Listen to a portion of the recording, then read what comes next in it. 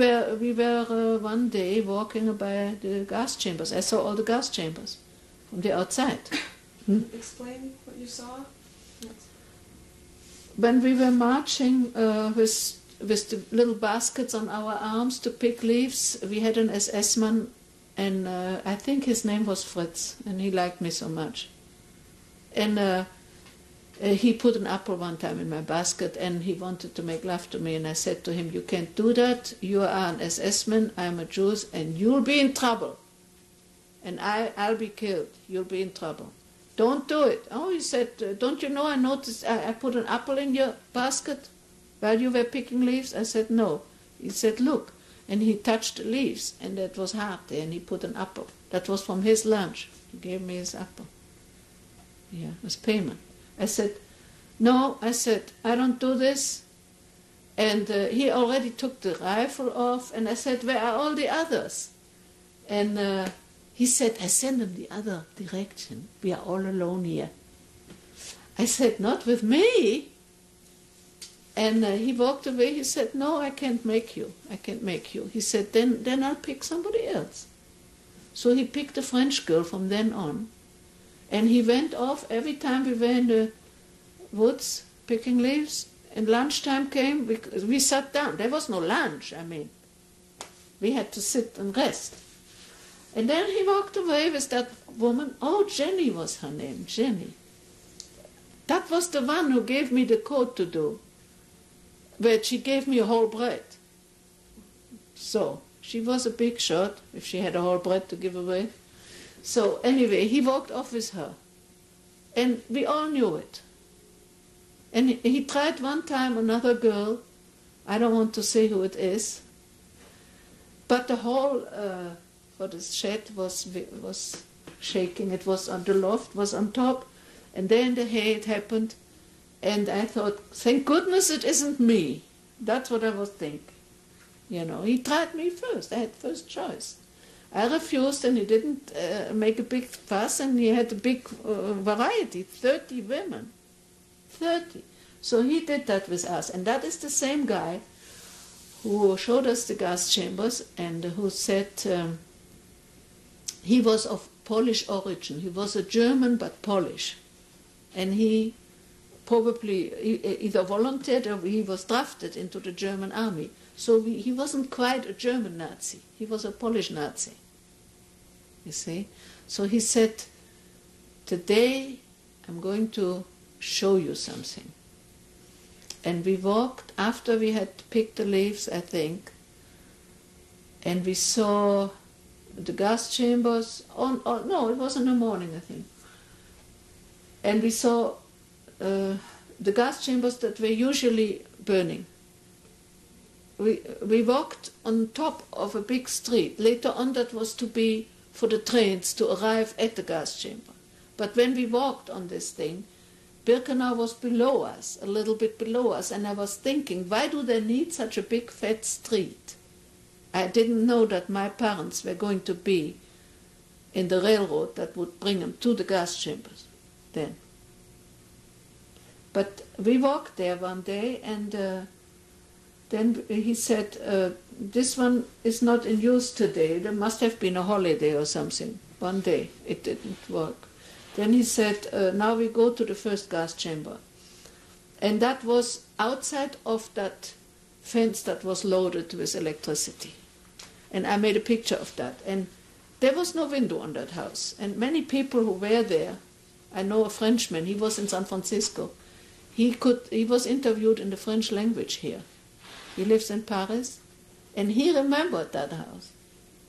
That was like a family house, with a door in the middle, with a pointed entrance, and the wall was that thick. And then I said to myself, that house is not a house, you know, without windows. A pointed roof and all that. Red thick bricks. So it was the first gas chamber. And he said Hitler came to see it, and he said, it's too small. Only 100 people go in there. We can't do it that way. Do something else. And then they built ovens for the people that had died. And I saw those ovens. There were also on the outside behind the functioning gas chambers, there were ovens that he showed us, with the doors round, you know, and there was engraved with the film, and there were baking ovens, you know, for bread. There were bread ovens. Hansel and Gretel, you know. So we saw the ovens. And then I saw altogether 5 gas chambers from the outside. But one thing struck me wrong. That was when I had to jump from one area to the next to keep my feet dry. There was water. There were big, what you call that, dips in the ground. And I was sinking into some yellowish earth that was like dust, but it was raining, and it had been raining. And I sank with my dark red shoes way up to my ankles into that mud. And there was a mushroom growing there, like we have champignons, you know. So I thought, that I want a champignon right now, you know. I picked the champignon. And then I had to wash it later on, you know, and then it dawned on me after years and years that were the graves of the mass graves of the people that had not been burned after they were dead. There were people in there. These were mass graves. Outside of Birkenau fence, in the back of it. Not where that big entrance is, on the other side. If you ever go there, the indentations must still be there. I walked on, well, then they did, the people that were killed, or no, the people that died were burned to ashes. And those ashes, they were on top. Maybe underneath were people, I don't know. But I had to jump so that I wouldn't step in the water that was in between. And that day, this SS man, on the way home, he said, one of you will survive, and you must tell what I showed you today, because this is matter of fact. You see, I took everything personal. So we marched out of there, and we went back to our camp, and I'm sure that we didn't talk about it. That what I saw was something that you couldn't talk about. That was so impressive, that was so enormous. You didn't want to scare the other people because they somehow knew also, but I have seen it. Yeah.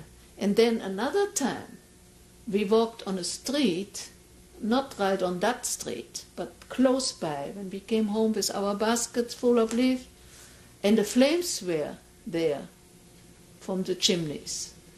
And the same man said to us, sing, sing, you have to sing. When he saw the flames, he made us sing. We usually did sing a little, the Dutch songs, you know. I don't know them anymore, because I wasn't born in Holland, so I didn't learn them to begin with. But I sang with them, but he said, I know what you're thinking. I see what you see, the flames out of the chimney. And I'm alive, he said. I saw my comrades fall next to me. I'm alive, and you are alive. So sing. Now you sing. He made us sing while the flames were going. See? Do you remember what it smelled like? Yeah. Yeah. Can you describe the smells? The stench. Stench, it's terrible. Do you know what body odor is when it comes from the back of the skin? Fat, that some people smell fat. Now if you would cook that, how would that smell? That's it. That's the best explanation. Since you ask me. Thank you. How far was it, the gas chambers from your camp? Oh, maybe 4 kilometers. Mm-hmm. Maybe 3, I don't know.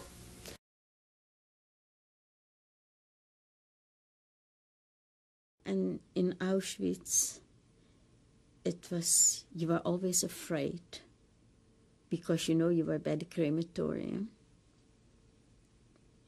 And one time they took a group of girls to Birkenau, to the crematorium. We walked. It was called Kruidenkommando, what we call here herbs. We had a little basket with a doctor. We have to find herbs. And then he walked us to Birkenau in front of the crematorium. And he said, nobody is crying. Nobody was crying. At that point, you were numb already. And nobody was crying. He said, so then we go back. But all sadists, absolute, to make your life more miserable as it was. So they took you in front of the crematorium to scare you? To scare, yeah, with a group of girls. And he says, nobody is crying. Keinen weint schon. My German is not that good, but that's what he said. And nobody did. So I said, so dann gehen wir wieder zurück. And what happened then? So then we came back in Block 10 again. And there was nothing to do in Block 10 than to sit.